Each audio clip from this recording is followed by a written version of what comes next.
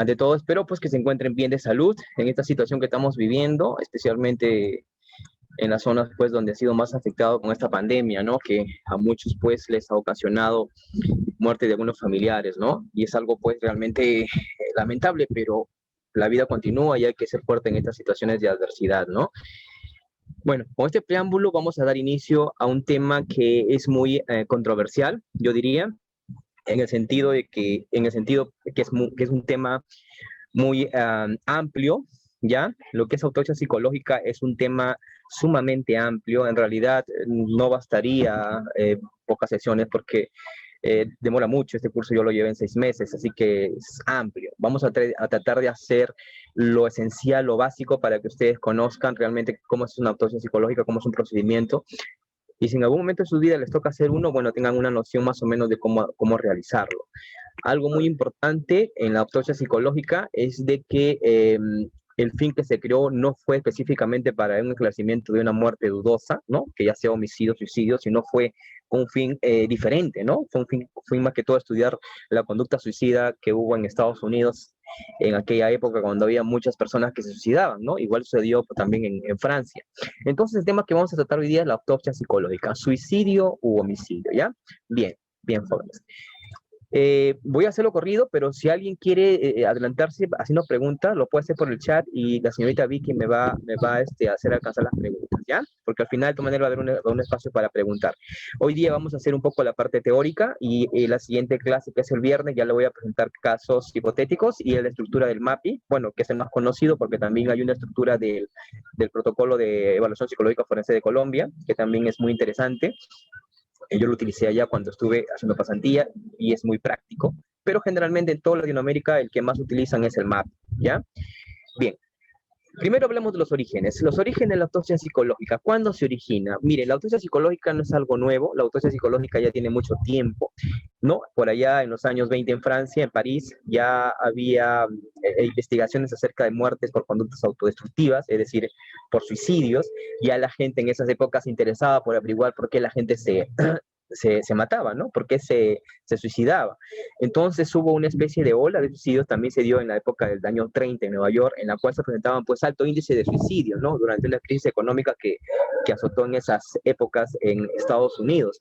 Y prácticamente los investigadores o los criminólogos de esa época y los psicólogos forenses también en esa época, estamos hablando en esa época donde pues había también investigación ya en nacimiento de la psicología forense en Estados Unidos, comenzó a investigar pues por qué se originaba los suicidios, cuál era la razón, los motivos, las circunstancias de que la gente se matara, ¿no? Entonces, la criminología y la psicología comenzó a llamar la atención y a hacer un estudio prácticamente de los suicidios. Y ustedes saben que las obras de suicidio muchas veces se origina pues ante situaciones de factores estresantes adversos que son exógenos a nosotros, en crisis, ¿no? Por ejemplo, la crisis que estamos pasando ahorita, ¿no? El aislamiento, la pandemia, la cuarentena y todo eso, a mucha gente también lo puede llevar a depresiones y lo puede llevar a desarrollar ideaciones suicidas o actos suicidas. O sea, todos los estresores externos, medioambientales, pueden llevar de cierta manera a predisponer a la gente también a tener ideaciones suicidas. En esa época en Estados Unidos hubo una crisis en la cual pues la gente se comenzaba a matar, ¿no?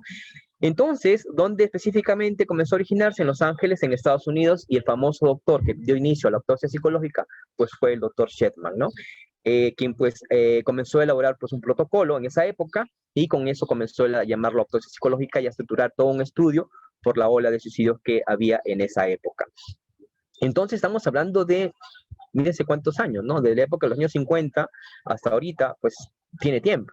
Pero ¿qué pasa? Que en Latinoamérica no se practicaba este suceso porque esos problemas se dieron en esas zonas, en Estados Unidos y en Francia, ¿no? Entonces, en esa época, lógicamente, el doctor comenzó a investigar toda esta ola de suicidios y a establecer pues, una investigación de la conducta suicida, por qué razón la gente se mataba. Después aparece una psiquiatra que ya era de nuestro continente, prácticamente, Centroamérica, quien entonces comenzó a adoptar esos protocolos americanos, quien fue la doctora Teresita García Pérez, ¿no? Ella es una especialista psiquiatra forense, ella es cubana, quien en esta época, ella se fue a capacitar a Estados Unidos y pudo ella adaptar el protocolo americano para nuestra zona habla hispana, ¿no? teniendo en cuenta pues que el modelo de autopsia psicológica americano es diferente por la idiosincrasia y la cultura. Recuerden ustedes que el comportamiento de los seres humanos tiene que ver mucho con el factor sociocultural. Entonces ella tuvo que adaptar eso y lo llamó el protocolo de autopsia psicológica integrado, que fue aprobado pues en Cuba por el Instituto de Medicina Legal de Cuba, y un protocolo que tiene mucho auge actualmente, porque este protocolo de esta doctora, ¿no? Prácticamente fue determinante y se aplica hasta la fecha actual, ¿no? Se aplica, ¿no? Entonces, esta doctora adaptó este modelo, ¿no? Cuando en esta época, pues, el doctor Sherman comenzó a ver esa necesidad de investigar, ¿no? Y el modelo que fue modificado ya en el año 99 por la psiquiatra Teresita García, pues lo adoptó como el modelo MAPI, ¿no? Modelo MAPI es el modelo de procedimientos para evaluación de autopsia psicológica, o también se llama evaluación retrospectiva, ¿no? Mucho se habla de que estos modelos deben ser adaptados a cada país y a cada cultura, ¿no? Y realmente no se ha dado esa situación. Por ejemplo, en Perú no tenemos un protocolo, no tenemos una guía de autopsia psicológica. En Perú somos uno de los países que realmente no produce mucha investigación en el tema forense y no produce muchas guías ni protocolos en el tema forense, ¿no? Como de repente sí lo tiene Colombia. No sé si hay acá colombianos, pero Colombia cuando yo fui a Colombia estuvo en como 8 a 10, y eso es, más protocolos, y tenían protocolo para todo, tienen protocolo hasta para autodeterminación, tienen protocolo para indicadores de alcoholismo, tienen protocolos para tenencia, para régimen de visita, y tienen protocolo también para autopsia, lo que Perú carecemos de ese aspecto, ¿no? Entonces, de todas maneras, como Teresita pues es cubana, es habla hispana, procedencia ya prácticamente latina, digamos, lamentablemente nosotros como país, Perú, no tenemos autopsia psicológica y sí deberíamos tenerlo. ¿Por qué? Porque la incidencia criminológica en Perú no es que sea baja, también existen muertes dudosas. Hay muertes en las cuales el informe médico legal no es suficiente para determinar a veces si es que fue suicidio o fue homicidio. Si bien puede decir la causa de la muerte a nivel médico, legal o médico forense, pero no puede determinar si lo mataron o se suicidó. Entonces, ahí, ¿qué interviene? En Perú, ¿qué se hace? La investigación más se hace a nivel criminológico, a nivel solamente de otros medios probatorios, pero debería haber un protocolo de repente para que nos ayude un poco a intervenir en ese campo a los psicólogos forenses y a los psiquiatras también forenses que en el Perú les interesa este campo, ¿no? Entonces, la autopsia psicológica, Teresita lo adaptó y se considera pues entonces un proceso de recolección de información, ¿no? Lo que intentamos con la autopsia psicológica es reconstruir el perfil psicológico de una persona y de su estado mental, ¿no? Antes del suceso de su muerte. Y uno dirá, pero ¿cómo yo voy a reconstruir el perfil psicológico de una persona si está muerta? ¿Le voy a hacer la ouija? ¿O qué voy a hacer? Entonces yo no puedo evaluar a una persona que ya pues está muerta, ¿no? ¿Cómo le aplico pruebas? ¿Cómo le entrevisto? ¿Cómo le hago la historia, la anamnesis, la observación de conducta, etcétera, etcétera, etcétera? No podría porque está muerto. Entonces, ante esa situación surge un estudio retrospectivo del perfil psicológico del estado mental de la víctima, ¿no? ¿Y ante qué situación? Para determinar aspectos del famoso Nash también, que nos habla del aspecto que si es una muerte natural, si es un suicidio, si es un homicidio, si es una muerte accidental, qué tipo de muerte es de las personas cuando no se tiene claro su causa de muerte, ¿no? Entonces, en sí es la exploración entonces psicobiográfica de las personas y su conducta y su estado anímico antes del suceso, y que esto va a ayudar un poco a esclarecer su muerte, ¿no? Porque si nosotros evaluamos al difunto, digámoslo ahora, antes de su muerte, y si estaba pasando una etapa de vida, un periodo de vida en la cual tenía muchos estresores externos, estresores psicosociales, y tenía también estados depresivos o un problema específico de salud mental, lógicamente que la incidencia de que pueda ser proclive a actos suicida es muy alto. Y también las huellas suicidas o los avisos presuicidas, que lo voy a explicar más adelante, que la gente deja. Porque una persona que, si es que en caso que se suicidara, deja huellas psicológicas en su vida, ¿ok? Y lo voy a explicar más adelante. Algunos, por ejemplo, dejan cartas, o otros de repente arreglan su situación antes de su muerte, por ejemplo, pagar deudas, regalar cosas. Hay personas que antes de suicidarse, por ejemplo, pagan sus deudas, o antes de suicidarse regalan sus cosas, ¿no? Oye, ¿por qué regalas tu televisor? ¿Por qué regalas tu ventilador? ¿Por qué regalas tus cosas? No, es que quiero estar tranquilo, y es que en realidad te están preparando para morir. Entonces, los avisos pre-suicidas, los actos pre-suicidas, que les voy a hablar más adelante, forman parte del desarrollo psicobiográfico del ser humano. No es que uno se mate de la nada, siempre tiene que haber un factor que se llama huella psicológica preexistente, ¿ok?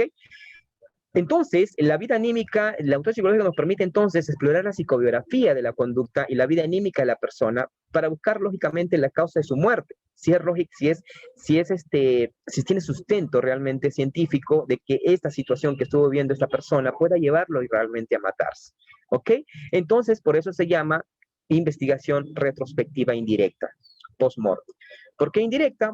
Porque, bueno, ya saben ustedes, no vamos a evaluar pues al difunto, ¿no? Lógicamente, no podemos resucitarlo para evaluarlo. Entonces, en este aspecto es que la exploración retrospectiva indirecta se va a evaluar la personalidad y la vida de la persona, bueno, del difunto ya fallecido, pero la interrogante sería cómo hacerlo si ya no existe. Entonces, la cuestión surge en sentido de obtener una información del occiso a través de terceras personas de la vida cotidiana del occiso. Pero si yo obtengo información de terceras personas que conocieron a Pedro, por ejemplo, que es el occiso o el muerto, ¿no? Como podamos llamarlo, tienen que ser personas pues cercanas, porque en la autopsia psicológica se han cometido muchos errores. Hace poco ha habido un informe de autopsia psicológica en Chiclayo, justamente, bueno, en Ciudad de Perú, si no son de acá, en donde justo estuve, por un abogado estuve revisándola y viéndola, en la cual hubo bueno, fue refutado la autopsia psicológica por un criterio muy básico y que también lo dice Teresita, que es tener mucho cuidado en la elección de las personas o las terceras personas de primera línea que van a darte información del muerto. Y al parecer se escogieron esas terceras personas vinculadas al proceso y que estaban en contra de la víctima. Entonces, ¿qué tipo de información nos van a dar? Entonces, la recolección de información se va a hacer a partir de terceras personas que tengan vinculación íntima con el sujeto. Yo no puedo escoger, por ejemplo, se murió Juan, yo no puedo escoger que me dé información sobre su estilo de vida, sus costumbres, sus hábitos, sus intereses de Juan muerto, que me lo dé Lucho, quien es su mejor amigo, pero Lucho ya no lo había joven hace 10 años, porque vive en el extranjero, pero pienso que él va a ser un buen datero, como se dice. Pues no lo va a hacer, porque yo no sé qué pasa en su vida en 10 años. Tiene que ser personas que estén muy vinculadas, como dice García Pérez, muy vinculadas, o ella lo llama íntimamente relacionado con el difunto, quien te puede dar pues, características de la personalidad. Entonces, en base a esa información, uno va armando el rompecabezas de la estructura psicológica del difunto. La personalidad, el estado mental, hábitos, intereses, costumbres, creencias, estresores psicosociales, enfermedades mentales, etcétera. Y esa información me la va a dar lógicamente terceras personas que sean muy allegadas. Por ejemplo, su madre, por ejemplo, su padre, por ejemplo, el hermano del occiso, por ejemplo, el amigo cercano que se sentaba al lado de la oficina de él, por ejemplo, el compañero de carpeta de la universidad de toda la vida, por ejemplo, el amigo con el que peloteaba y siempre salían a tomar sus chelas a algún lugar. Entonces, recomendaba de que es muy importante la afinidad y la relación íntima que pueda tener con el sujeto. Entonces, la elección de las personas para dar información es sumamente importante, ¿ok? Bien, ¿qué más nos decía ella? Nos decía que el proceso entonces es una extensa investigación en torno a la muerte de la persona de forma retrospectiva, porque vamos a valorar de la muerte para atrás, lógicamente, vamos a valorar el pasado de la víctima. ¿Y qué vamos a explorar de la víctima? Lo que vamos a explorar, entonces, es una investigación de tipo retrospectiva, ¿ok?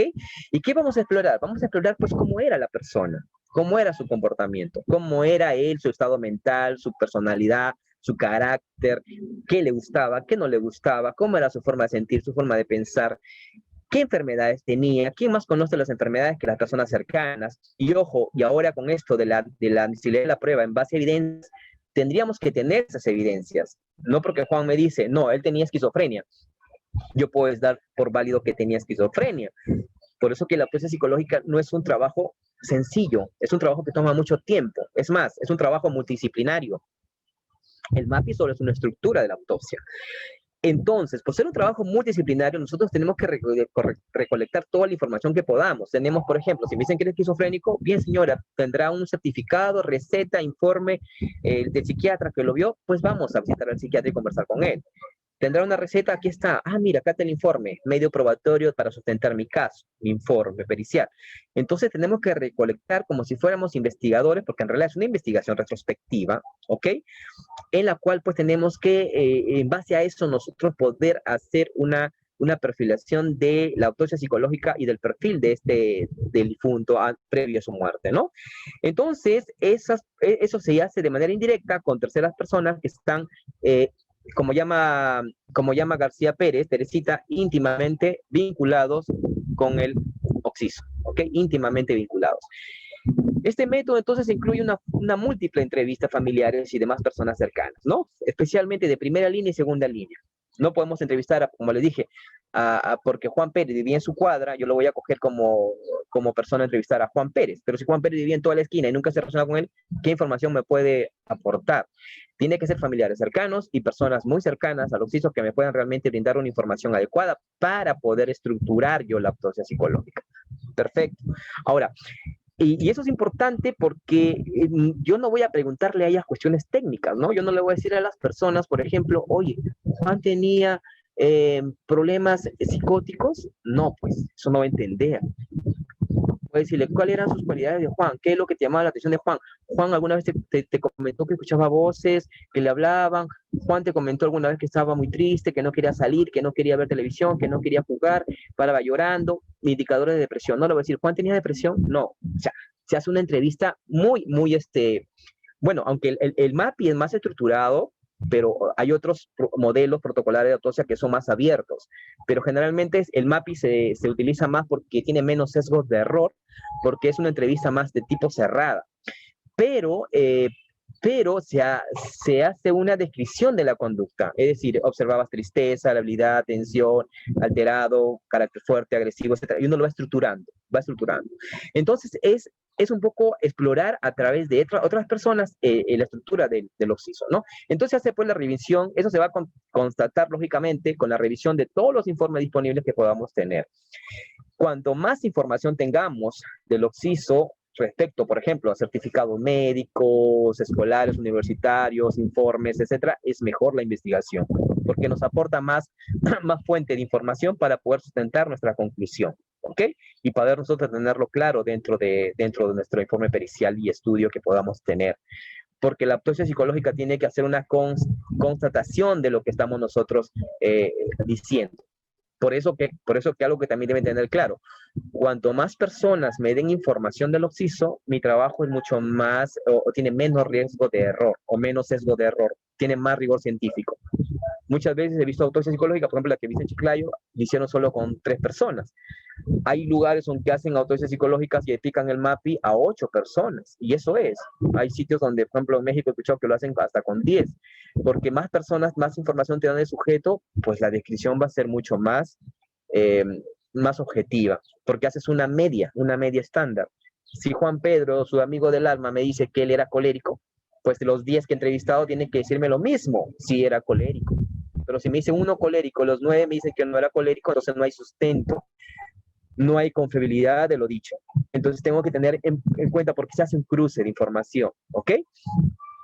Bien, entonces, la mayoría de los que se encuentran entonces en esta guía, lo que tenemos que tener es calidad en el trabajo dependiente de la habilidad, la experiencia y la sensibilidad del entrevistador. Es decir, para hacer una autopsia psicológica, lógicamente tenemos que estar entrenados porque en realidad es un trabajo poco convencional, es un trabajo que poco lo piden la Administración de Justicia. Aquí, bueno, casi no piden autopsias psicológicas, es un poco raro, pero hay países que sí piden mucho. Por ejemplo, en Colombia se hacen muchas autopsias, en México también. Pero de todas maneras el trabajo de entrevista es diferente, ¿ok? Por eso que tiene que ser tener una experiencia, un entrenamiento previo, lógicamente, porque no vas a entrevistar a los occisos, no vas a entrevistar a la familia del occiso o a los amigos o a los allegados del occiso, ¿ok? Entonces el MAPI que surge y nace con Teresita García, a diferencia de otros modelos, los cuales son más abiertos y semi-estructurados, el MAPI es más estructurado y sistematizado. ¿Por qué Teresita lo hizo más estructurado y sistematizado? Para disminuir el margen de sesgo de error. Es decir, si yo doy a los que yo elijo, por ejemplo, pongámosle a 6 para hacer el MAPI y autopsia psicológica de Juan, si yo le dejo palabras semiestructuradas abiertas, posiblemente se explaye mucho y no me dé una información más concisa, concreta y veraz, ¿no? Porque por eso que el MAPI de Teresita es mucho más semiestructurado y eso hace, perdón, más estructurado y eso hace que sea más sistematizado. Por ejemplo, el MAPI dice, ¿él era una persona colérica, sí o no?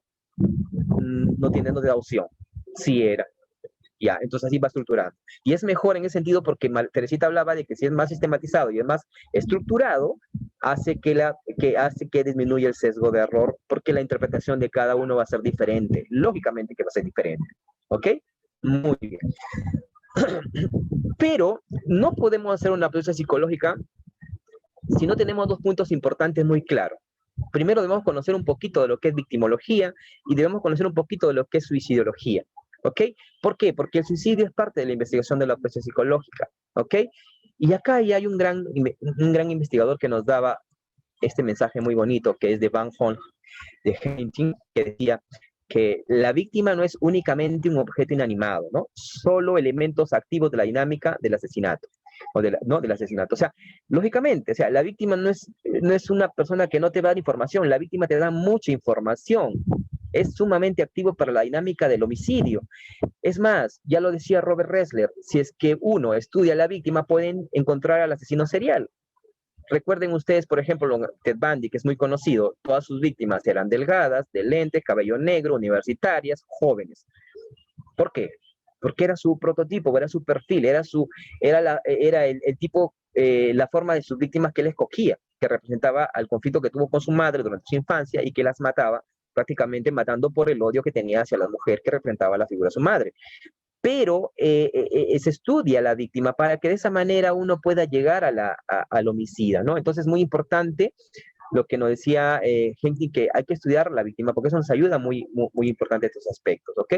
También nos decía este autor, Elisa Newman, que también hay que tener en cuenta, esos mensajes que nos dan ellos, que dice que un estudio de la criminógenis no puede ser relevante y serio si no se tiene en cuenta el papel jugado por la víctima y en qué medida ella ha contribuido, consciente o inconscientemente, a que se suscite el acto.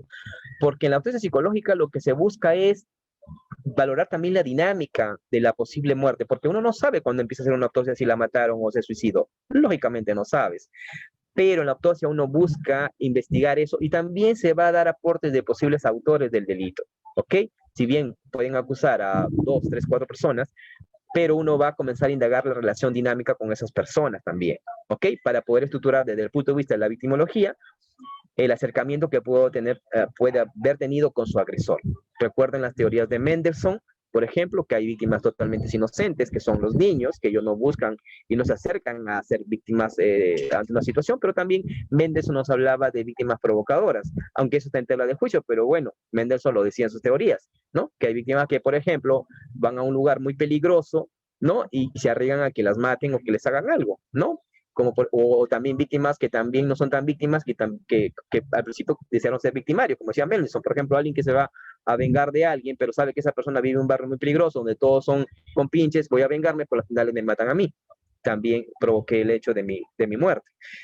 El estudio de la victimología es sumamente importante y pueden verlo desde la teoría de Henting o de la teoría de Mendelssohn, que nos puede ayudar un poco a entender qué tipo de víctima fue la que tenemos enfrente.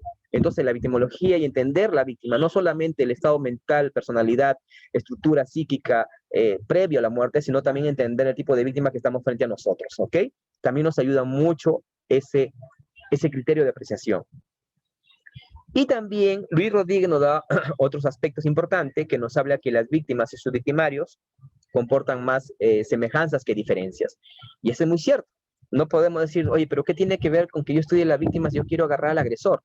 Es sumamente importantísimo. La víctima te va a dar muchas luces del perfil del agresor. Recuerda que para agarrar un asesino en serie, como les digo nuevamente, Ressler decía, lo primero hay que investigar a la víctima.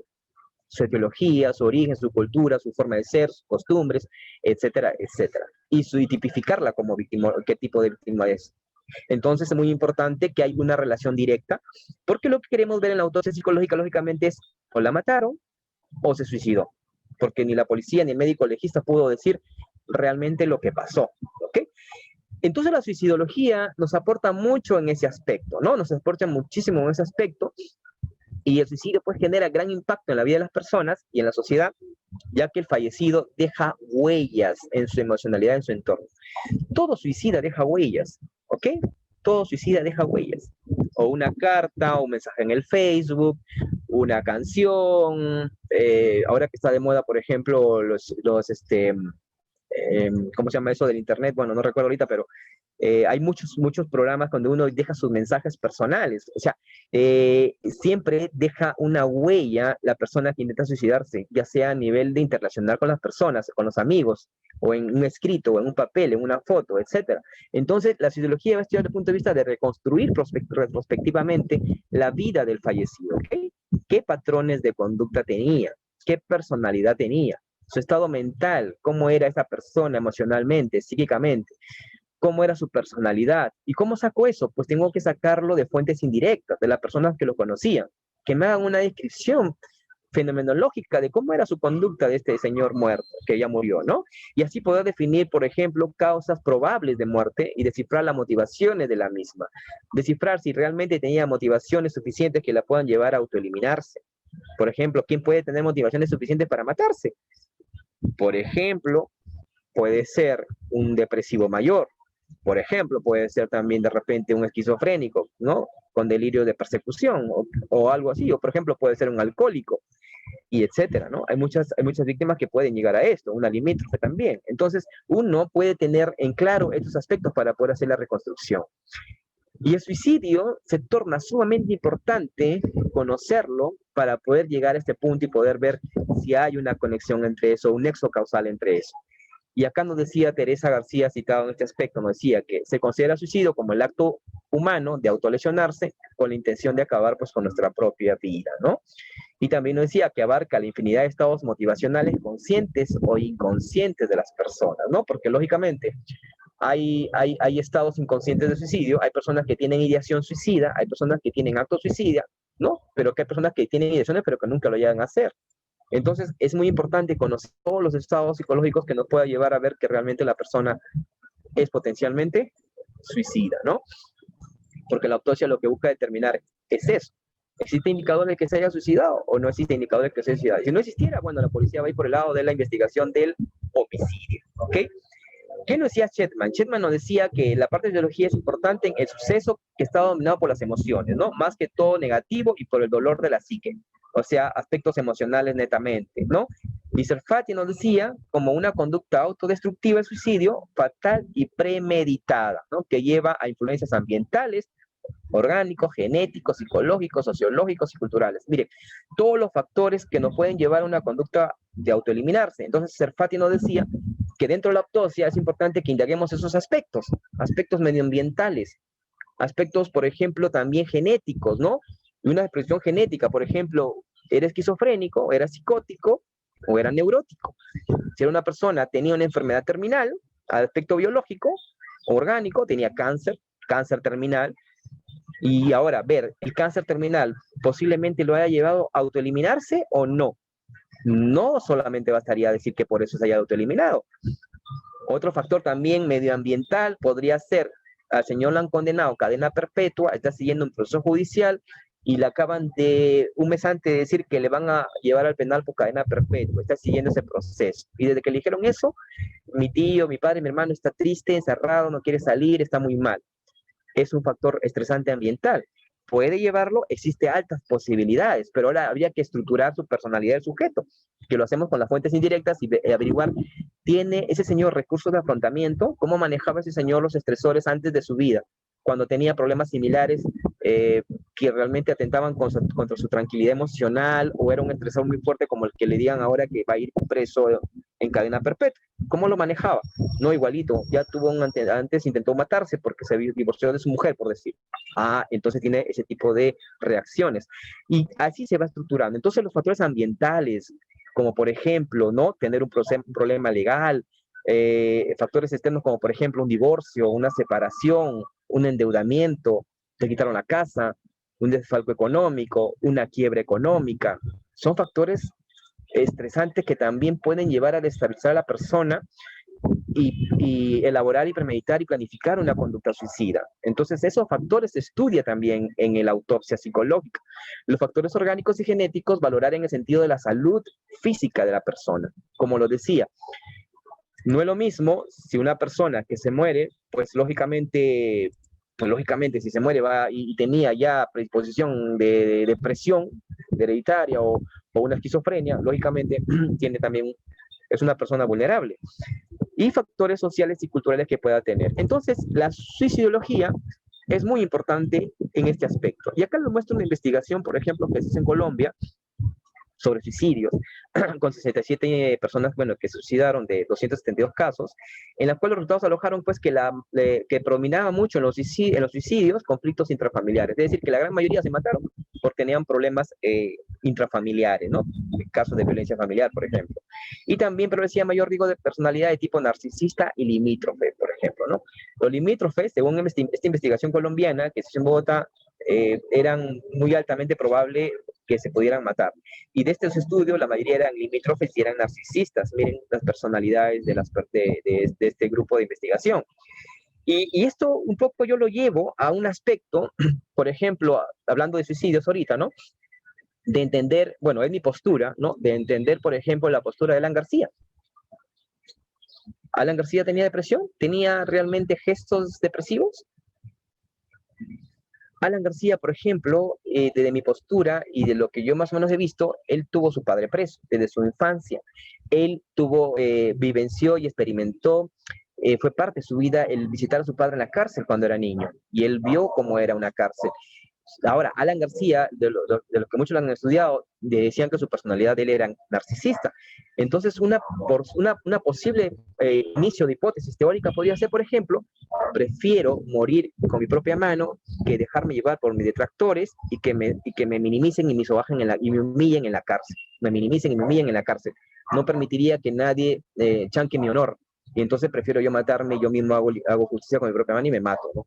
El narcisista también puede pensar así. O sea, nadie puede vulnerar mi propio ego, porque el ego en el narcisista es muy fuerte, es más, puede ser hasta egolatría, y no puedo permitir eso. Entonces, no necesariamente un depresivo puede matarse, ¿ok?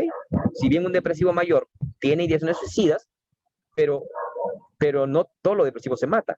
Es igual que el narcisista también aparentemente no podía hacerlo, pero hay narcisistas como el que lo hizo. Y el limítrofe, miren, esta investigación se encontró que muchos limítrofes pues estaban en el grupo de los que habían fallecido, ¿no? Y usted sabe muy bien pues un limítrofe cómo es, ¿no? Un limítrofe, por ejemplo, aquella persona, lógicamente, que es muy inestable emocionalmente, ¿no? Que tiene rechazo a la soledad, busca compensación a cambio de promiscuidad al limítrofe y es una persona muy inestable emocionalmente, muy impulsiva, muy reactiva, y también, pues, lógicamente, un poco que se relaciona a nivel inferencial con el estudio que se hizo acá en Bogotá. Entonces, el suicidio tiene significativa, mayormente se dio en adultos, una relación de parejas inestables y que habían mayormente tenido ideas de suicidio previos, desesperanza, y habían tenido gestos suicidas y cuadros también de depresión, y también registró un número significativo de suicidios con personas de tipo esquizoide. Pero también hubo lo que se había observado, que habían presentado ya intentos o gestos suicidas la gran mayoría de estos casos investigados. Entonces, el gesto suicida es un aspecto sumamente importante en la investigación de la autopsia psicológica, ¿ya? El gesto suicida es, digamos, como la llave importante para iniciar una investigación de autopsia psicológica, ¿ya? No contar con la víctima, ¿no? Sea por muerte o sea por desaparición, resulta uno de los escenarios de mayor complejidad para llevar a cabo una valoración psicológica forense. Ahora, no solamente la autopsia psicológica se hace si tenemos a la muerta, a la difunta o al cadáver, también se hace cuando no existe la persona, cuando está desaparecido, ¿ok? La autopsia psicológica también se aplica para personas desaparecidas, no solamente para difuntos que están muertos, ¿no? Y que están investigados. Entonces, por ello es factible realizar mediante una técnica de evaluación psicológica a nivel retrospectivo para poder averiguar, ¿no? Entonces, la autopsia psicológica surge como técnica psicológica reconstructiva relevante en estos últimos tiempos, ¿no? Para orientar a los investigadores de justicia cuál fue la causa probable de la muerte. Pero por eso que necesitamos trabajar en conjunto, por eso que es un trabajo multidisciplinario, el atestado policial, el expediente judicial, las investigaciones policiales, los informes médicos legales, todos los aspectos, los informes de la escena del crimen. Es más, hasta el perito debe ir a la escena del crimen y verificar todos los aspectos que lo voy a mostrar más adelante sobre la muerte del sujeto, ¿no? Entonces, Littman también nos hablaba algo muy importante de que este instrumento también nos ayuda para investigar retrospectivamente aspectos de la personalidad, lo que ya les dije, él también hablaba lo mismo que Teresita, la personalidad, las condiciones de vida que tuvo el sujeto, la comprensión de las circunstancias que lo rodeaban a la víctima, en qué circunstancias vivía exactamente, ¿no? Y antes lo que se usaba más la autopsia psicológica entonces era para aspectos netamente de suicidio, ¿no? Suicidios, accidentes y personas desaparecidas, ¿no? ¿Y para qué? Para establecer el perfil del suicida, ¿no? Y hacer aspectos de prevención de suicidio focalizadas en determinadas zonas. Eso es lo que se hacía en Estados Unidos. O sea, los suicidios establecían un perfil de riesgo, ¿no? Circunstancias que estaba el delito, tipo de personas, y hacían un programa político para prevenir y focalizar los intentos de suicida en determinada localidad, por ejemplo, ¿no? ¿Por qué razones era? ¿Por qué motivos eran? Y se hacía la prevención de la misma. Y miren, entonces la autopsia psicológica también se estaba aplicando en sus inicios para aspectos preventivos de suicidio, para prevención de suicidio, ¿ok? No necesariamente para cuestiones de estudio de la criminalidad de manera directa. Entonces, inicialmente en suicidio se dio mucho auge y se incursionó mucho la autopsia psicológica. Entonces, en perfiles de riesgo, qué personalidades eran más de riesgo, si eran niños, adolescentes, adultos, alcohólicos, qué personas eran más de riesgo, caracterizar la población suicida infantil, los jóvenes y los adultos, por qué se suicidan, qué factores lo llevaban al suicidio, característica de la población suicida en ancianos, en Estados Unidos también se investigó en ese aspecto, factores de riesgo vinculados al suicidio, ¿no? Por ejemplo, si las personas que más se suicidaban en esa época en Estados Unidos eran personas que tenían más trastornos mentales o eran personas que realmente eran sanas, ¿no? Mentalmente, ¿no? ¿Quiénes eran los que tenían más propensión a suicidarse? Y los factores sociales o psicosociales eran desfavorables o factores estresantes externos que también eran desfavorables y que también contribuían al riesgo suicida, ¿no? Y los eventos vitales adversos de su vida, ¿no? Eventos vitales, por ejemplo, como el fallecimiento de un familiar. Por ejemplo, el duelo patológico.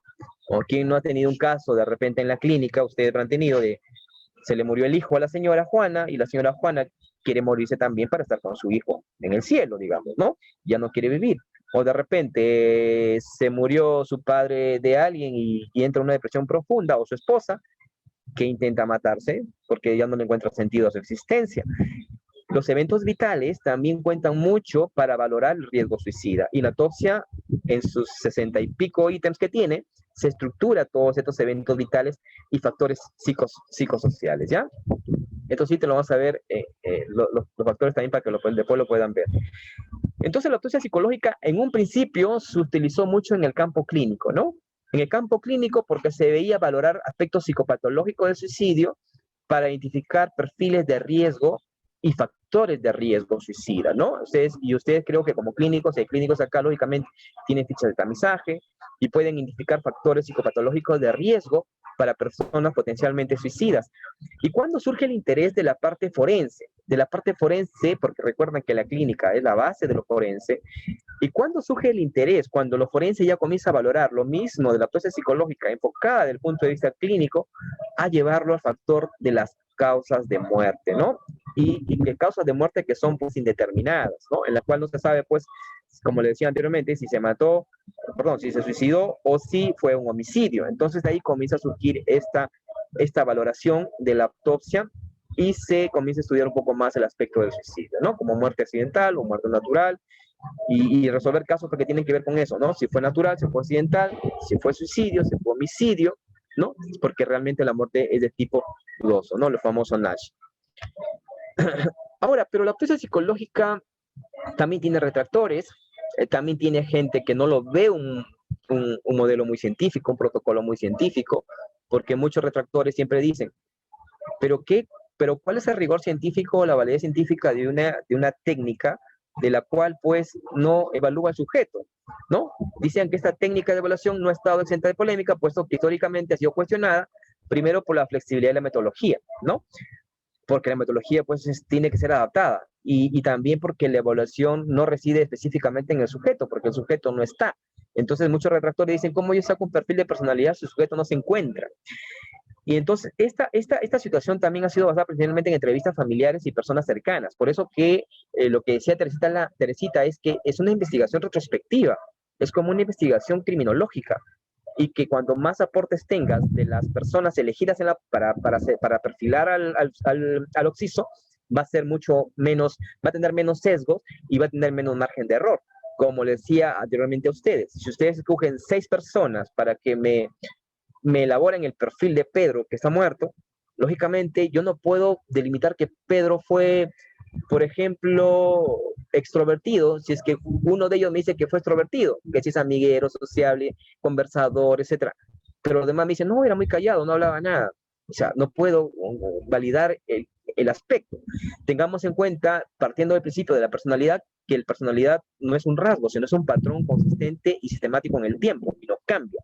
Por lo tanto, el patrón de conducta va a ser estructurado y va a ser consistente. O sea, todos se van a ver de la misma manera.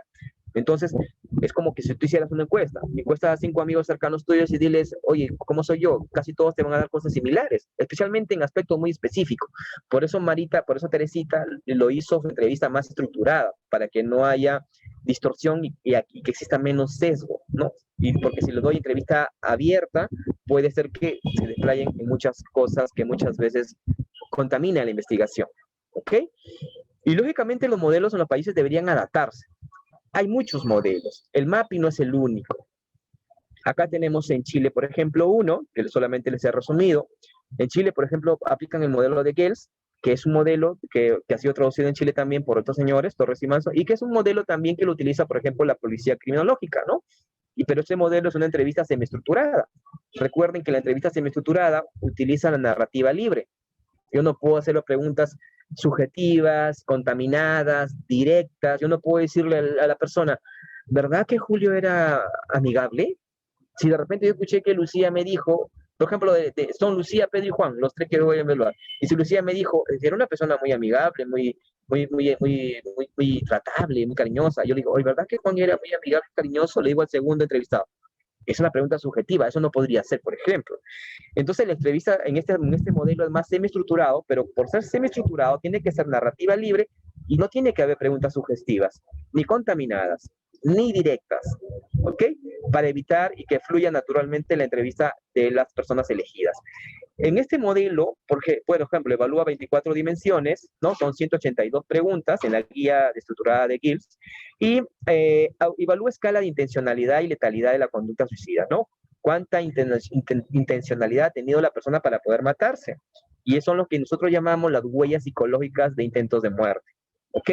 Por ejemplo, hablar sobre la muerte, escribir poemas sobre la muerte, ver videos sobre la muerte, es decir, su pareja lo vio una vez que fue el psiquiatra porque tenía depresiones, etcétera. O de repente ya lo intentó anteriormente y ahí se evalúa un poco la intencionalidad. Hay una escala que este modelo nos presta en la cual no se evalúa la intencionalidad. Y la letalidad, es decir, con qué tipo de instrumento, cosa o cómo ha intentado matarse. Es muy diferente que yo me tome 3 pastillas de diazepam a que yo anteriormente me intentado matar con un arma y que la bala me haya rozado una parte del cuerpo.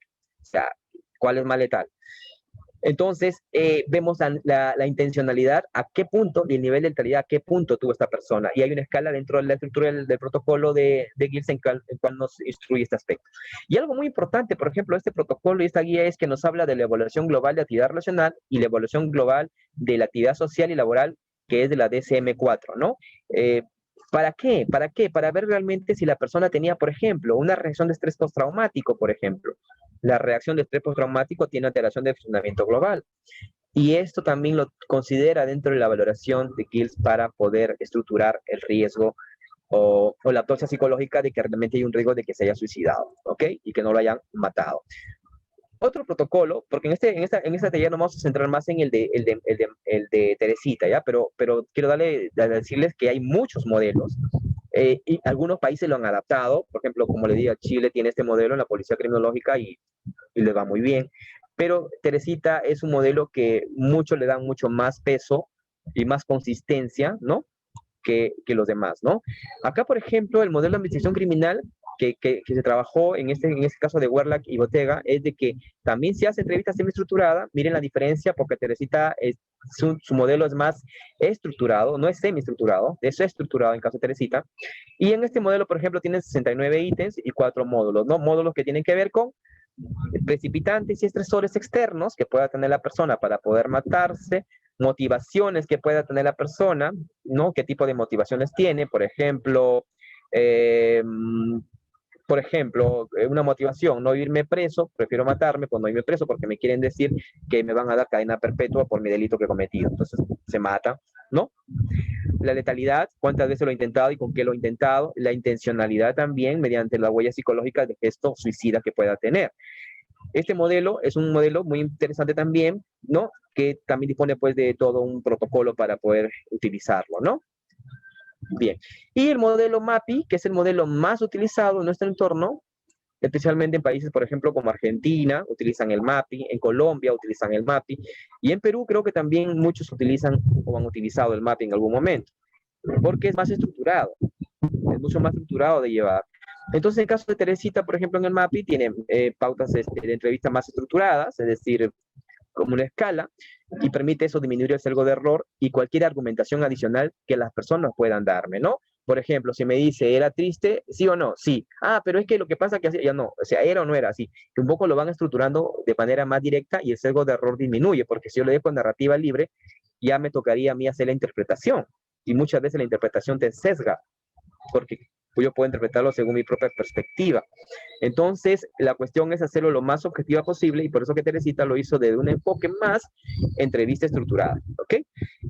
Tiene 70 dimensiones, en cada una de ellas va el número de variables, de reactivos, que se va marcando, bueno, el viernes lo vamos a ver este aspecto, y cuenta con una versión que incluye una batería de preguntas especiales creadas para ver la investigación por muerte suicida, ¿no? El protocolo permite arribar a comprensiones psicológicas, por ejemplo, porque algunas situaciones pudieron presentarse en su vida de manera estresante, ¿no? Los rasgos de personalidad, el protocolo permite reconstruir las características de la personalidad del sujeto, el protocolo permite reconstruir el estilo de vida del sujeto, el protocolo permite reconstruir el entorno donde se desarrollaba, la historia de su vida, y ese protocolo es amplio y tiene mucha información que nos va a hacer un análisis conductual retrospectivo mucho más amplio del sujeto, pero no lo puedo hacer con una sola persona, porque fácil yo agarraría a su madre que me describa realmente aspectos de mi protocolo que ella tiene, solamente me respondería y así con eso yo nomás armo mi rompecabezas de la persona, pero no sería sesgado porque no sería suficiente.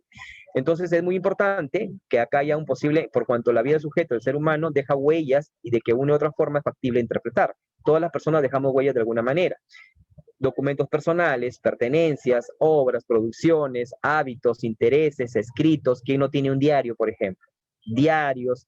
¿Quién no tiene Facebook? Facebook, elementos propios de la escena del crimen.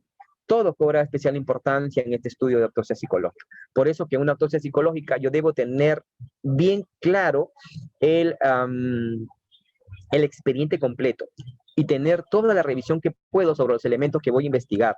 Es sumamente importante eso. ¿Por qué? Porque el suicida, en caso de haberse suicidado, ojo, en caso de haberse suicidado, pues me va a dejar avisos presuicidas. De hecho, que me va a dejar avisos presuicidas. Es muy raro que un suicida no deje avisos presuicidas. Es sumamente raro eso, ¿ok? Y yo, por ejemplo, acá puedo hablar de uno que es muy común. Cambios en los hábitos de dormir y de comer. Si una persona, por ejemplo, tiene un cuadro depresivo severo, ¿altera o no altera su hábito de dormir? ¿Tiene insomnios? ¿Tiene pesadillas? Si una persona tiene una reacción de estrés postraumático, ¿cambia o no cambia sus alteraciones psicofisiológicas, dormir y comer? De hecho, que cambia. Usted sabe muy bien que una persona con estrés postraumático tiene flashback, tiene reexperimentación, tiene evitación, tiene alteraciones psicofisiológicas, y eso tiene que estar plasmado en el estudio. Y lógicamente yo no lo voy a preguntar a las personas que yo cojo para entrevistar si tiene, por ejemplo, tiene flashback, no lo voy a decir. Tendría que decirle, ¿y Juan alguna vez tenía recuerdos sobre lo que le había pasado, ese evento negativo que le pasó? Y siempre lo recuerdo, no me deja tranquilo. De repente Lucía fue abusada sexualmente y siempre recuerda este suceso en cualquier momento de su vida, que la pone mal. Entonces a mí siempre tenía esas cosas, ¿no? Y no dejaba tranquila a nivel de pensamiento. Entonces ahí vamos a ver. Retraimientos, por ejemplo, avisos presuicidas, ¿no? Retraimiento, pierde interés por las cosas, ya no quiere salir, ya no sale, cambia su estilo de vida. De repente Juan era muy pelotero, muy amiguero, y antes que le encuentren muerto, ya dejó de salir, ya no iba a jugar, ya no iba al cine con su enamorada, ya no salía con sus amigos a la discoteca, a jugar, a conversar, se retraía y se aislaba. ¿Y era así antes? No, no era así antes. ¿Eso desde cuándo ocurrió? Eso pasó desde que murió su padre. ¿Qué más? Y de repente comenzó a cambiar. Entonces, toda esa información nos va a hacer avisos presuicidas de riesgo. De repente, Juan comenzó también usaba drogas, bebidas alcohólicas, se refugió en el alcohol después de la muerte de su esposa o de su hijo. De repente, Juan comenzó a cambiar su apariencia personal, descuido personal, ¿no? ¿Quién lo tiene? Un depresivo, lo puede tener también un psicótico. De repente Juan tenía aburrimientos persistentes, problemas para concentrarse, en el trabajo también no rendía, y para eso yo voy a escoger gente de todas sus áreas.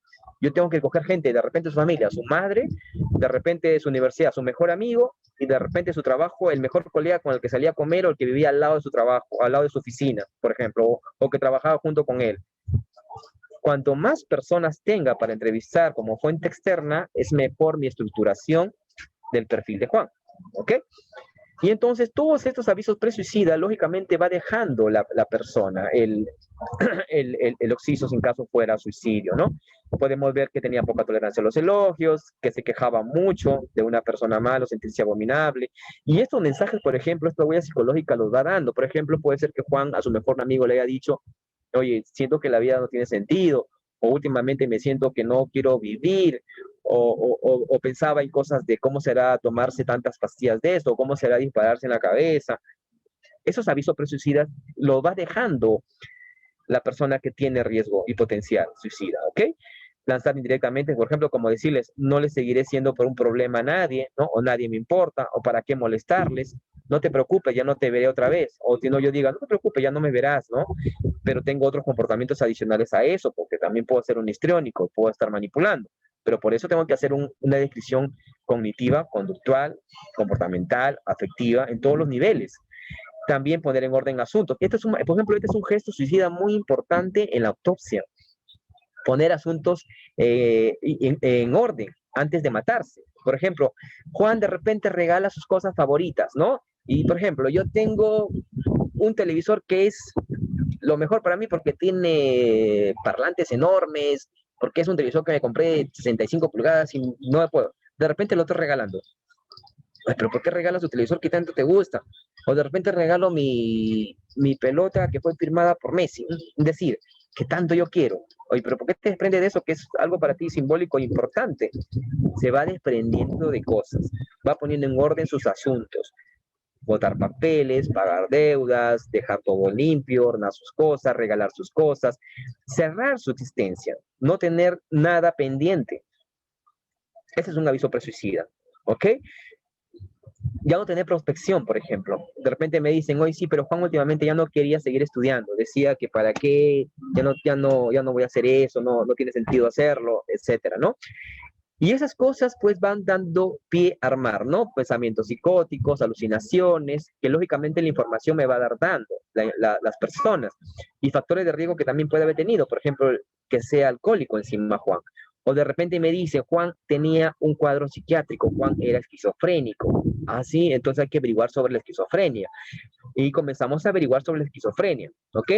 Porque según investigaciones de Teresita, el 15% de las personas que tienen problemas psiquiátricos llegan a suicidarse. Entonces podemos investigar qué tipo de cuadros esquizofrénicos tenía y averiguar si tenía un certificado médico, si tenía una receta y tenía algún tipo de esas cosas, ¿no? Porque la esquizofrenia, lógicamente, pues hay alteración del pensamiento, ¿no? Del afecto, de la actividad desorganizada y todo eso que nos puede llevar, lógicamente, que se pueda matar en algún momento. Trastorno de personalidad también se tiene que investigar y tenemos que delimitar cómo era la personalidad del sujeto, ¿no? Y cómo tenemos que describirlo tal y cual, como hacemos una pericia, teníamos que preguntarle a las personas allegadas, cuéntame, ¿cómo era Juan? ¿Qué le gustaba? ¿Qué pensaba? ¿Cuáles eran sus hábitos e intereses? ¿Cómo era su comportamiento? ¿Cómo reaccionaba? ¿Cómo eran sus emociones? Descríbeme a Juan. Teresita todo eso lo tiene estructurado, pero eso es lo que tenemos que indagar. Entonces, con todas las personas que elegimos, se va a dar. Entonces, la terapia psicológica, en conclusión, es una exploración retrospectiva, indirecta de la persona, ¿no? Y trata de hacer pues, una evaluación después de la muerte, en vida, una reconstrucción psicopatológica por muerte para poder determinar cómo era esta persona, ¿no? Y Schneemann ya nos decía ese aspecto importante de la autopsia psicológica, como evaluación retrospectiva, que lógicamente va a llevar a nosotros a poder pues determinar y comprender la causa probable de la muerte en caso de muerte dudosa, ¿ok? Que es muy importante. Y acá también nos hablaba, por ejemplo, Ever, de un aspecto importante que hay que tener en cuenta del enfoque Nash, que es si fue muerte natural, si fue muerte accidental, o si fue suicidio, o si fue homicidio. ¿Qué de estos aspectos fue? Porque como decía al inicio, a veces el informe médico no nos dice nada, a veces el informe médico no no nos dice realmente, ¿no? Psicológica es un proceso multidisciplinar, ¿por qué? Porque tienen que intervenir todas las personas a fin de poder estructurar, por ejemplo, nosotros no somos médicos y nosotros, como no somos médicos, tiene que aportar el médico respecto a la causa de muerte. Es decir, si yo, por ejemplo, como psicólogo, aplicando el MAP y veo que la persona tenía depresión y tenía alto gesto suicida, potencialmente suicida, y anteriormente, un año atrás, intentó matarse, por ejemplo, tomando pastillas, y en la necrosis el médico me dice, se encontró en el estómago, no sé, ácido muriático por ingesta, entonces vamos a ir correlacionando. El trabajo de la actuación psicológica es multidisciplinario porque tenemos que evaluar junto con el criminólogo, quien va a investigar la escena del crimen, porque nosotros no somos criminólogos, nos va a investigar cómo fue el objeto contundente, en qué postura la encontraron, si la arrastraron o la golpearon, la jalaron o la maniataron, cómo fue la muerte específica. El criminólogo nos va a hacer un estudio de la escena del crimen, el psicólogo no hace el estudio de la escena del crimen, entonces el criminólogo nos aporta en ese aspecto. El médico legista nos aporta en la causa de muerte. No, si bien uno va a decir se la mataron o se suicidó, pero no va a decir específicamente la causa de muerte, ¿no? Fue por intoxicación de tal medicamento, fue por ahorcamiento, fue por desangrado profuso en la vena que se cortó en la yugular o en el brazo, fue por un disparo, etcétera. Y si fue por un disparo, pues en todo caso también eso nos va a aportar mucho, ¿no? El criminólogo, el médico forense, inclusive los atestados policial también es importante. Es más, la autopsia psicológica muchas veces es multidisciplinaria porque en grupo uno consensa, se agrupa y da sus aportes y llegan a una conclusión. Pero nosotros lo que nos toca es desarrollar la aplicación del MAPI, que es sumamente importante porque nosotros vamos a aportar con la personalidad, el estado mental, los hábitos, intereses, costumbres del sujeto antes de su muerte.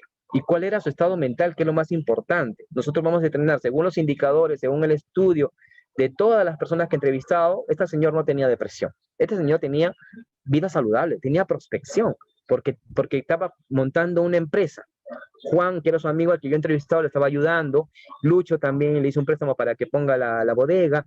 Y este chico se había inscrito recién a estudiar una maestría. Es más, iba todos los días. Es más, tenía buenas notas. Entonces, el aspecto netamente psicológico de nuestra aplicación MAPI es sumamente importantísimo, pero necesitamos de los demás para poder estructurar bien, porque es una investigación retrospectiva. Por eso es importante. Ahora, por eso que para sesgar las respuestas de nuestras personas seleccionadas es importantísimo que nosotros tengamos buen criterio de elección. No elegir personas que estén involucradas con el proceso, que a veces cometen error en eso.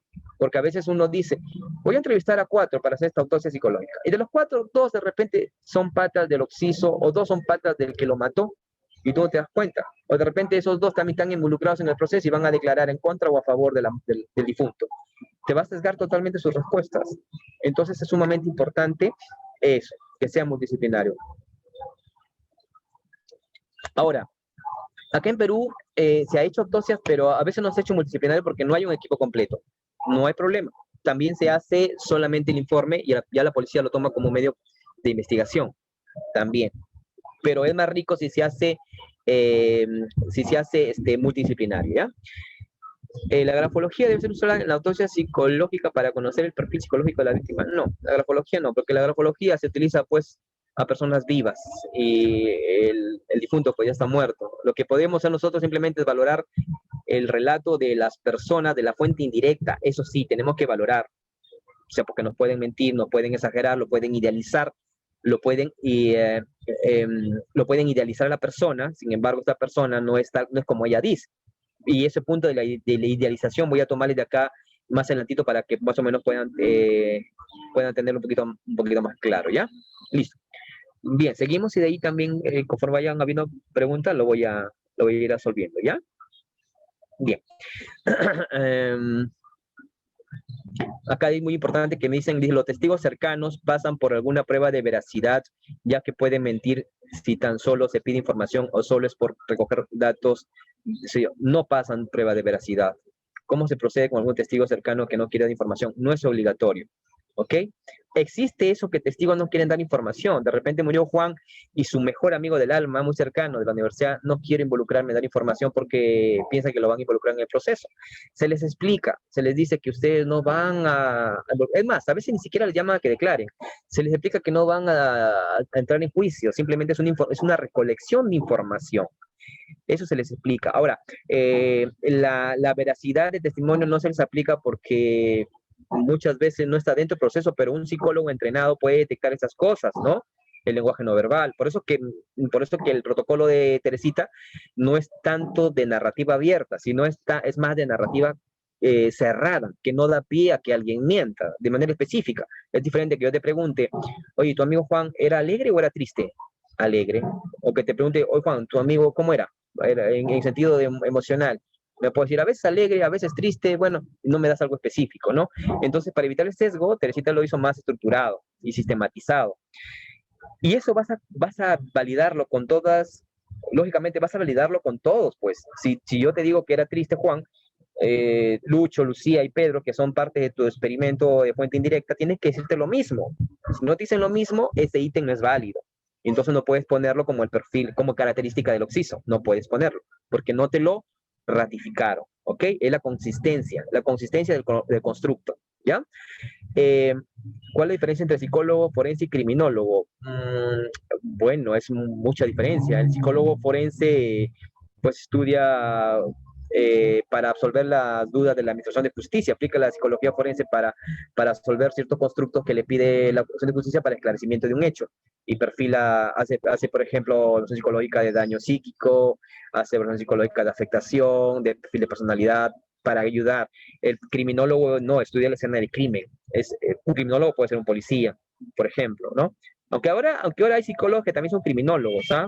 Por ejemplo, Jiménez Soria, si no me equivoco, de España, es criminólogo y es psicólogo.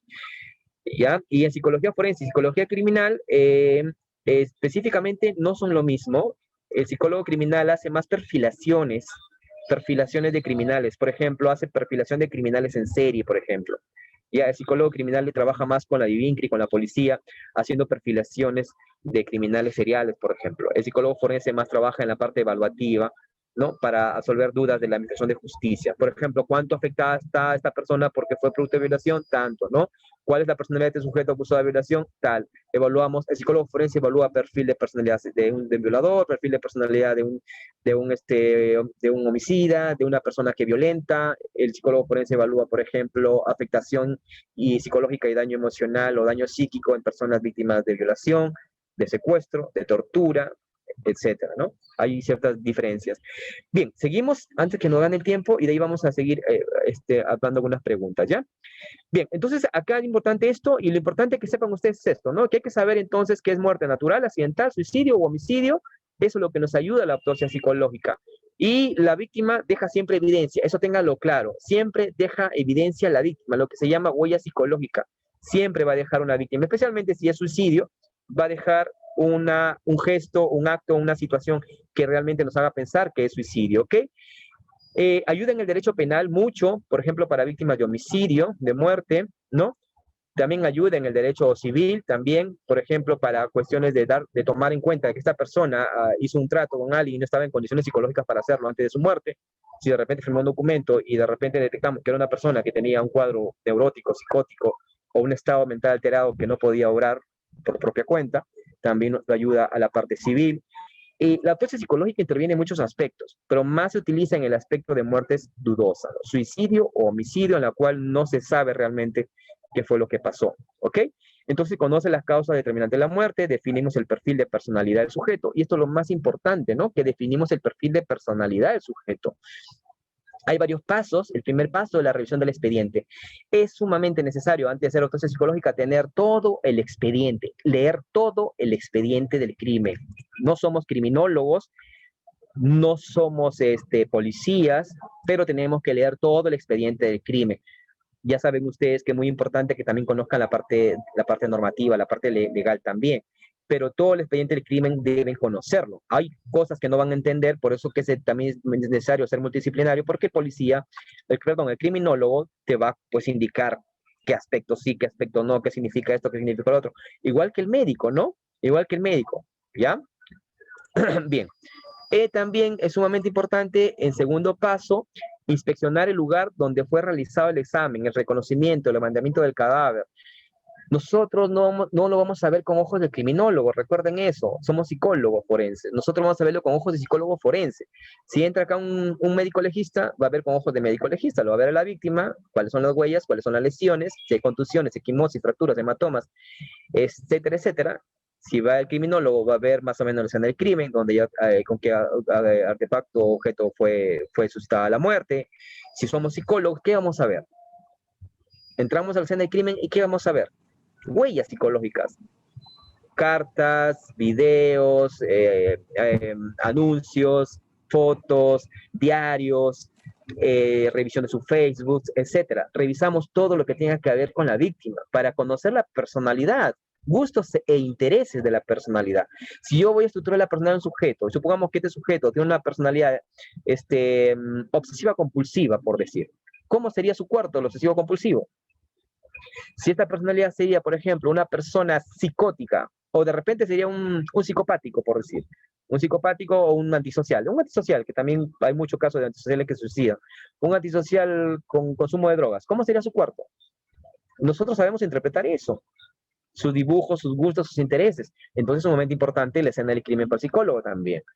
El tercer paso es investigadores policiales. Todos los atestados médicos, forenses, policiales, investigaciones, todo eso nos va a llevar un poco a darnos cuenta respecto a qué dijo la policía, ¿no?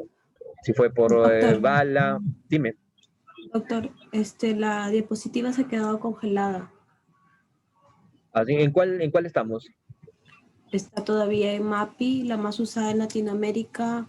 El último párrafo cuenta con una versión que incluye una batería. Okay. Voy a volverlo a subir, ¿ya? Ya. Un ratito, a ver, vamos a ver. Compartir. Ya creo que se ha salido. Dame un minuto. A ver, avísame, por favor.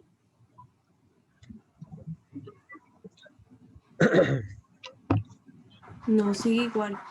Deje de compartir y vuelva a compartir de nuevo. Ya. Exactamente. Voy a dejar de compartir. Vamos a entrar acá.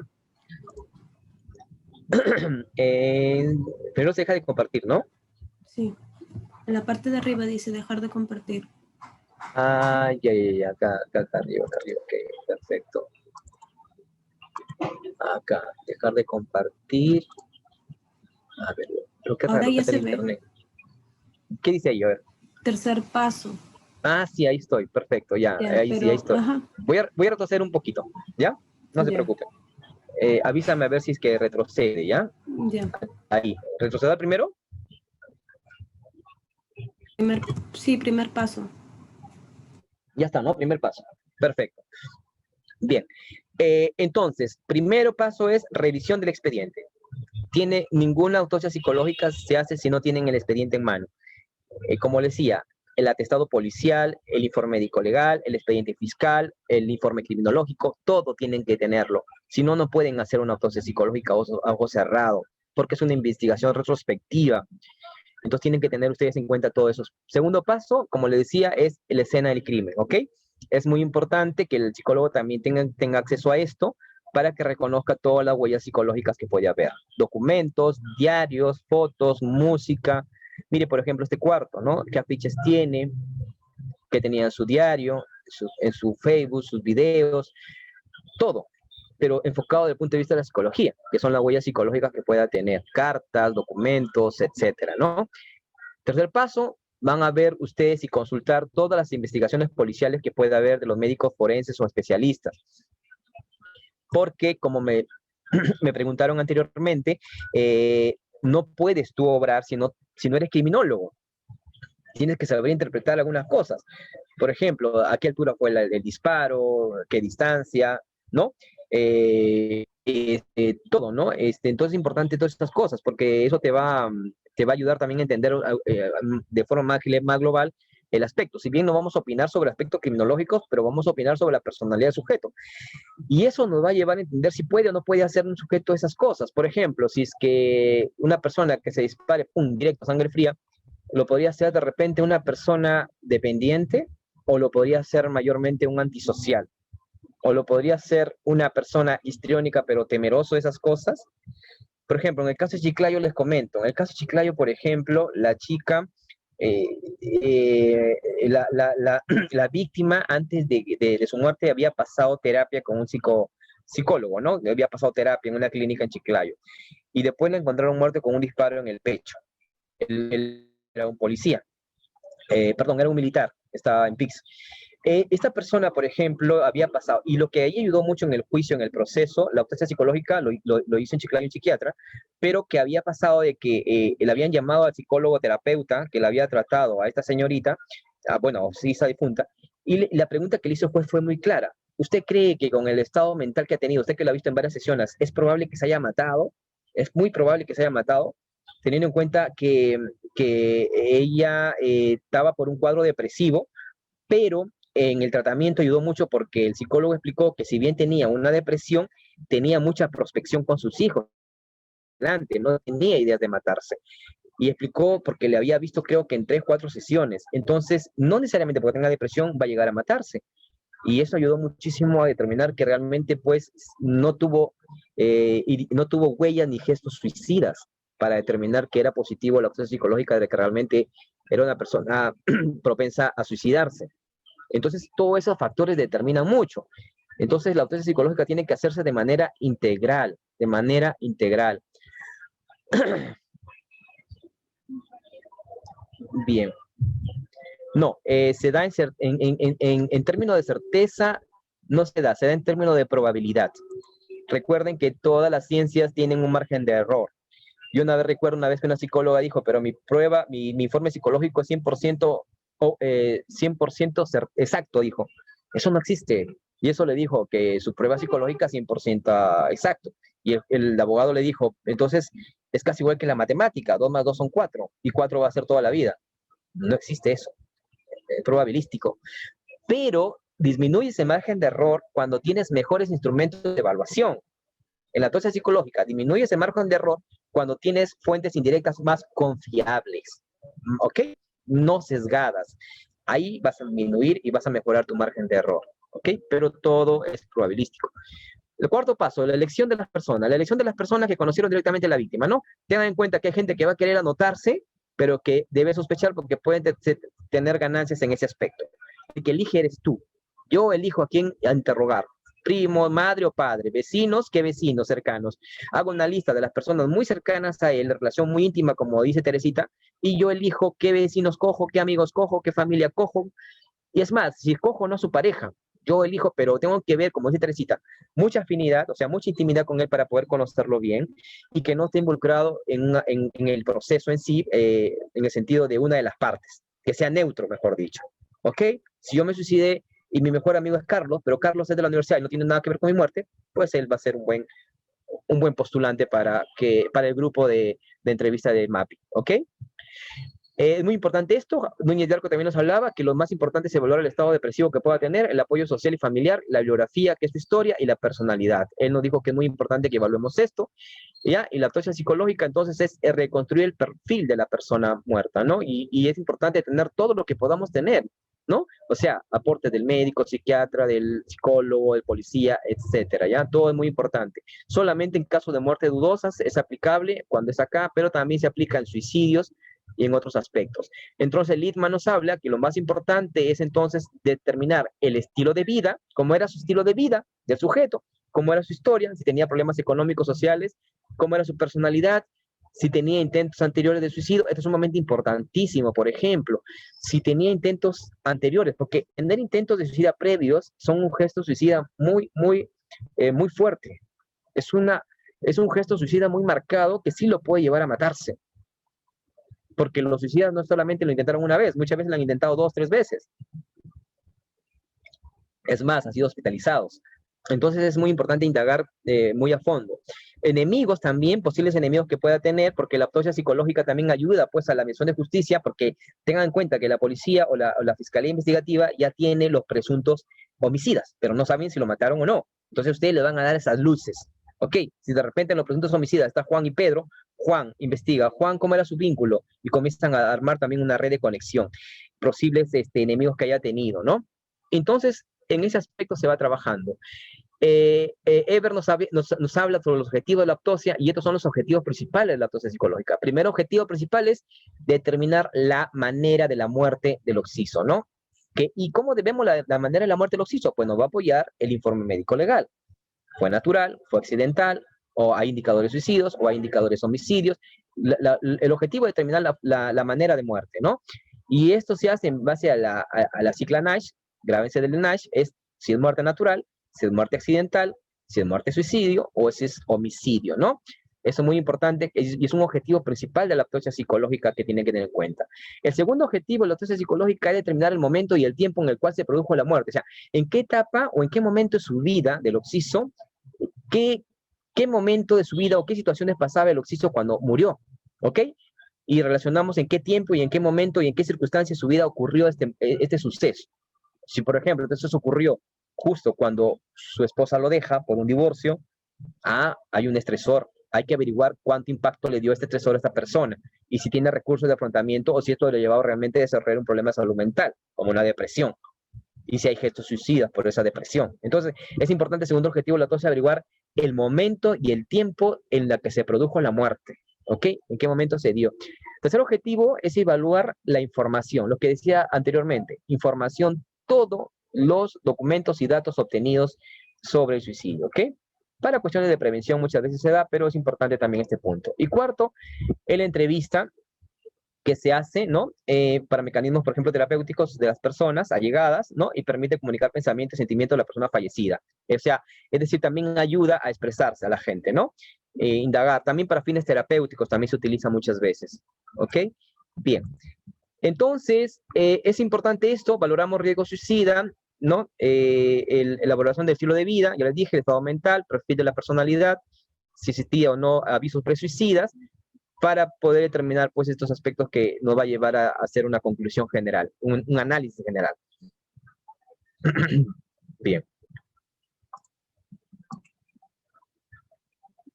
A ver, antes que se me vayan acá. Ya, recuerden que Chetman entonces es el padre de la técnica específica inicial y la muerte dudosa, lógicamente necesitamos saber pues cómo, por qué, dónde, por qué murió, ver enemigos y todas esas cosas que nos pueden llevar a su muerte, ¿no? Muy importante esos aspectos. También nos habla acá otro autor, un ratito acá, creo que se me demora un poco esto, ya, acá está, muy bien. También hay otro investigador, Jung, que nos aporta también 15 categorías muy importantes. No se preocupen, toda esta información la voy a pasar y más, ya, tranquilos. Mire, Jung también nos aporta otra información muy importante, por ejemplo, los detalles de la muerte. Hay que detallar la muerte. ¿Cómo fue la muerte? ¿Dónde? ¿Cómo? ¿Por qué? ¿En qué circunstancias? Todo esto es importantísimo. También nos habla Jung de la importancia de la historia familiar, ¿no? Hermanos, primos, historias de muerte familiares, cómo murieron sus familiares y también tienen muertes similares. De repente mi abuelo se ahorcó, mi tatarabuelo también se ahorcó, y yo me ahorqué. Entonces son gestos suicidas familiares que también se aportan a la historia del occiso. Modelo de familias y reacción frente al estrés, cómo reaccionan, ¿no? Porque recuerden ustedes que muchos factores tenemos predisposición también familiar, o sea, como si somos una familia que no tiene capacidad de afrontamiento al estrés, yo también puedo hacer que no tenga esas tipo de situaciones. Tensiones, alcohol, drogas, problemas, fantasías, sueños, pensamientos, todo, nos da toda una estructura, Jung, que debemos tener en cuenta a la hora de entrevistar, ¿no? Y tranquilo, que esto está dentro de la guía, esto está dentro del protocolo, o sea, no tenemos que por qué nosotros inventar. El protocolo y la guía está hecha, está estructurada, pero todos estos aspectos son los que están ahí, y todos estos aspectos tenemos que investigar uno por uno, y de todos estos aspectos hacemos ya una conclusión y un análisis. Reacción de la persona, por ejemplo, ante la muerte, evaluación de la intencionalidad, etcétera, ¿no? Todo está ahí. Otro autor también propone otro modelo que lleva también esto, que es la escena donde se hicieron los hechos, fotograbaciones que debemos tener en cuenta, documentos disponibles, también reitera los documentos que son sumamente importantes, ¿no? Los reportes médicos, notas del colegio, visitas al médico, inclusive él habla de visitar a los médicos que te trataron a la víctima, porque si me dice, no, él se fue a ver porque tenía gastritis, pero de todas maneras es importante. Y de repente el doctor le dijo, sí, quisiera, no me siento bien, me siento triste, me estoy deprimido por esta gastritis. Es sumamente relevante también ese dato. Muchas veces es importante a veces entrevistar a las personas que lo vieron a él, ¿no? Sus médicos de cabecera, ¿ok? Nota de colegio, visitas previas a médicos, salud mental, información laboral, datos relevantes de testigos que lo vieron, compañeros, amigos de trabajo, etcétera. Esto es sumamente muy importante. Por favor, acá pongan atención. A veces me preguntan, por ejemplo, ¿una autopsia psicológica se hace después de la muerte? Si muere ahorita, ¿mañana ya al inicio? No, no puedes iniciarlo mañana. Entonces, ¿cuándo puedes iniciar una autopsia psicológica? Puedes iniciar, según las recomendaciones de Teresita, después de 1 a 6 meses después de ocurrido el hecho. ¿Por qué? ¿Por qué no puedo hacer la autopsia mañana o pasado si murió? ¿Por qué? Porque va a haber mucho sesgo en error de apreciación de los que tú has elegido para tu entrevista MAPI. ¿Por qué? Porque están en proceso de duelo. Ahorita te voy a explicar. ¿Y por qué es importante esto? Porque muchas veces se ha dado que se hace la autopsia inmediatamente de la muerte y no va a ser muy concreta ni fidedigna la información. Igual sucede cuando lo haces después de mucho tiempo. En el curso, por ejemplo, que tuvimos en Argentina, escuché de que hicieron una autopsia después de 8 años. ¿Tú te acuerdas realmente después de 8 años cómo ha sido tu compañero que ya murió? Así, tácitamente. Es muy complejo, realmente muy complejo. La memoria te juega malas jugadas en ese aspecto. Entonces, los meses, aunque se conserva la nitidez del recuerdo, esa información y las reacciones del duelo pueden interferir la objetividad del recuerdo. ¿Por qué? Porque idealizamos al muerto. Idealizamos al muerto. Porque, por ejemplo, a ver, lo voy a explicar acá. Porque, por ejemplo, ¿quién no ha ido a un velorio cuando muere un amigo y la gran mayoría qué dice de él? Ah, era buena gente, era buen amigo, era buen papá, era la mejor. Pasa 1 mes, 2 meses, 3 meses. Oye, ¿cómo era Juan? Ah, no, pero tenía defectos. Era así, no era tan bueno, ¿ah? No era tan bueno. Entonces sesga. ¿Por qué? Por la idealización, por la contaminación emocional, por el problema del duelo no resuelto, el complejo del duelo patológico que puede darse o el del duelo no resuelto en ese momento. Porque si tú no tienes, si muere alguien ahorita, mi amigo, y yo mañana voy a su duelo, de hecho que si a mí me entrevistan a un día de muerto, yo voy a decir, ah, no, sí, era el mejor amigo, era muy buena gente, era ordenado, tranquilo, maduro, estable, era así, así, así. Pero voy a idealizarlo porque está muerto. Pero si me preguntan de aquí a 2 meses, donde mi duelo ya pasó, 1, 2 o 3 meses, donde ya estoy más tranquilo, ya asimilé la pérdida, voy a ser un poco más realista con cómo ha sido Juan en vida. Entonces sugiere hacerlo después de 1 mes y después y antes de los 6 meses. Y muy bien dicho, como dice Shirley, no hay muerto malo, eso es cierto. Eso es muy cierto, no hay muerto malo. La gran mayoría, cuando ustedes van a ver, van a decir pues que el muerto ha sido el mejor hombre del mundo, y eso no existe, ¿ok? ¿Por qué? Porque somos humanos, todos tenemos defectos, ¿ok? Es muy importante eso. Bien, entonces 1 a 6 meses. ¿Qué más? Tener en cuenta también el entrenamiento preliminar instructivo. Ustedes tienen que entrenarse, tienen que tener en cuenta esto, que no es una entrevista convencional como si tuvieras que entrar a un paciente, van a entrevistar personas ajenas al suceso, es decir, que no están en el suceso, pero que son ajenas, no son pacientes, mejor dicho, y van a hablar información sobre eso, ¿no? Sin interrumpirlo de manera directa, fuentes de información que tienen que sacar, es muy importante cruzar los datos que les dije, no pueden determinar por la apreciación de uno y anular la apreciación de 4. Es decir, si yo digo que si ese hombre ha sido violento, agresivo, tienen que decirme los 4 lo mismo. Y ojo, no puedo dar preguntas sugestivas, ¿no? Oye, pero Juan me dijo que era agresivo. ¿Tú qué dices? Eso es improcedente, por ejemplo. ¿Ok? No podemos hacer eso. Nosotros tenemos que hacer una entrevista muy, muy, muy neutra, con nada de subjetividad. Los parientes que se escogen son de primera línea, convivientes, amigos, allegados, médicos, asistentes, etcétera, pero personas allegadas y, como decía Marita, con íntima relación con el occiso. ¿Ok? Las condiciones de realizar tienen que hacer en su casa, de preferencia, o un lugar individual y privado. No puedes entrevistarlo, pues, en el velatorio, o no puedes entrevistarlo, pues, en la calle. Tienes que concertar una cita, puedes ir en su casa, o puedes en tu consultorio, llamarlo, pero siempre haciendo un encuadre, no que él no va a estar en el proceso, solamente es información relevante para estructurar la forma de ser de Juan. Nada más, no tiene tanta explicación. Pero es más, muchas veces no van a juicio ellos, no van a juicio, pero dan información para que armes tu rompecabezas. Es muy importante eso. Evitando que fluya opinión de la otra persona afectada, ¿no? Es muy importante el tiempo que se habla de 2 horas promedio, ¿no? Por persona para poder, recuerden que la estructura MAP es muy, muy amplio, son más de 60 ítems y muchas veces requieres tranquilidad y mucho tiempo para hacerlo. Y eso vas a repetirlo con todos, con los 4 o 5. Por eso que la autopsia psicológica te demora, creo que 1 mes es poco.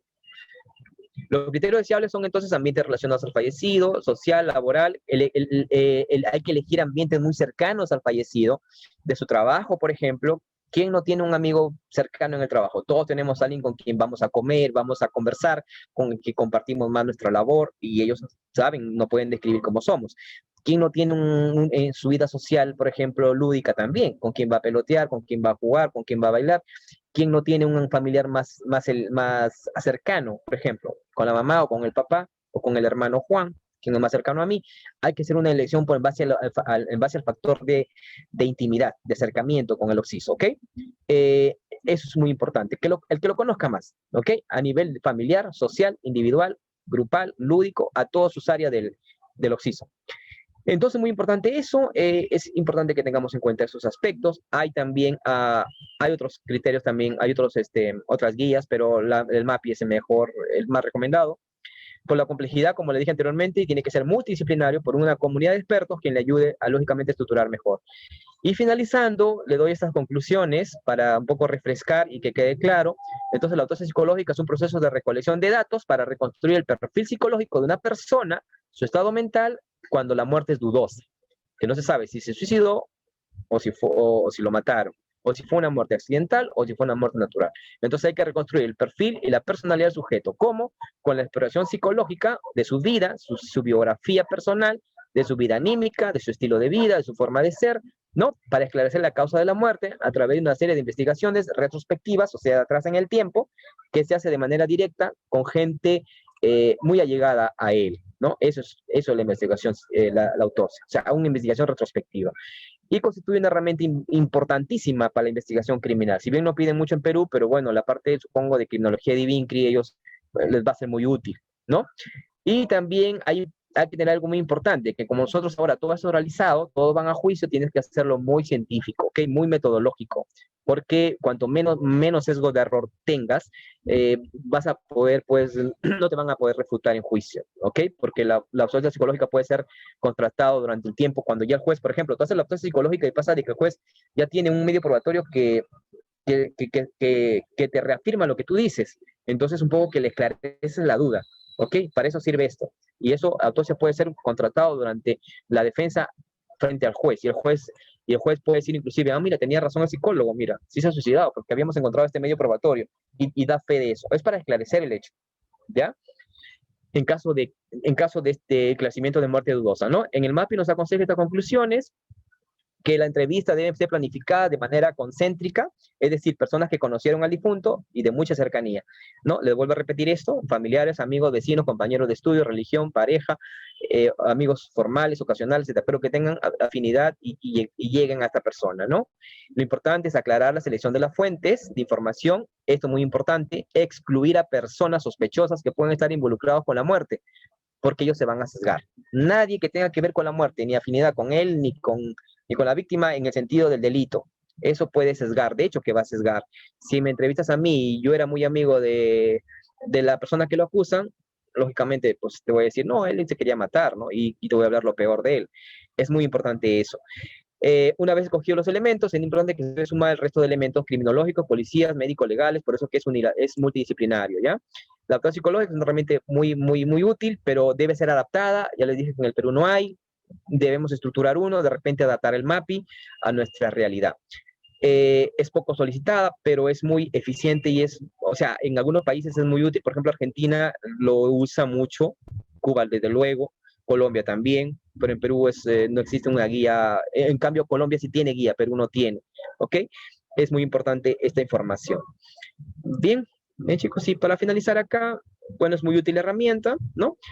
Para la prevención de suicidio también se utiliza, como ya les dije, a veces aplica autopsia psicológica en un lugar donde hay muchos suicidios para estrategias preventivas, ¿no? En base a una autopsia tú puedes sacar algunos indicadores y haces un plan político de prevención de suicidio en población de riesgo, ¿no? También se utiliza a nivel de ese aspecto. Y una buena autopsia psicológica debe hacerse en 3 elementos, ¿no? Documentación, en resumen, cantidad de documentación, mayor documentación mejor, mejor observación de los entrevistados y una entrevista estructurada, que es la entrevista MAPI. Porque recuerden que hay otras entrevistas, por ejemplo la de Chile, que no es estructurada, es semiestructurada abierta, pero la de Teresita es mejor porque es más estructurada, es más concisa, es directa. Yo te pregunto 50 características de Lucho, tú me vas a decir sí, no, sí, no, sí, no, yo lo voy estructurando. Así es el de MAPI, que lo vamos a ver el día viernes, ¿ya? Bueno, Gracias. Si hubiera algún aporte, algún caso que hayan tenido o alguna pregunta, estamos acá. Bien.